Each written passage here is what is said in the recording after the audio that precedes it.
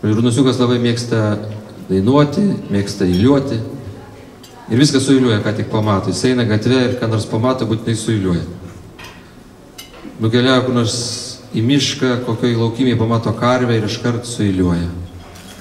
Guli, mojuoja, žiūri ir galvoja, kokia aš karvė. Sklinda smarvė. Tai vat gimė jam eilėraštis apie karvę. Kitas eilėraštis gimė apie Moniką. Jisai vieną dieną nuėjo už tvarto ir ten rado gulinčią Moniką. Rudnosiukas taip nustebo, bet paskui grįžęs namo susikaupė ir parašė eilėraštį. Jis skyrė į Moniką, aišku. Taip ir vadinasi, Monikai. Ko tu, Monika, guli? Gal jau darbo neturi? Ko padėjai vainikėlį, nei tvorą, nei mėtą? Ir dar Rudnosiukas mėgo ne tik eilėraščius, jis labai mėgo himną.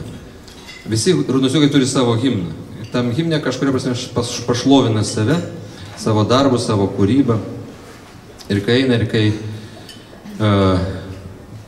nori save pašlovinti, tai iš karto tą himną ir dainuoja. Himnas tai toks.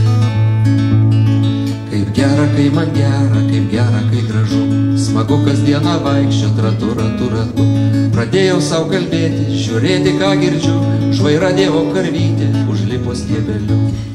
Užlipo man į ausį ir tarė pašnibždom. Tu senas, senas dėdė, paleisk mane namo. Vakaris vėjas pūtė, kalbėjomės abu. Maži juodi taškeliai prilipo prie langų. Ir tarė man karvytė, aš tų taškų mama. Pati buvau taškelis, kai dar buvau maža. Tai dar maži vaikeliai, jiem rūpi tik skraidyti. Bet vieną kartą ir jie pavirs storom karvytėm. Kai Rudnosiukas dainuodavo šitą himną, iš medžių iškrisdavo visi žvirbliai. Rudnosiukas galvojo, kad iš jų.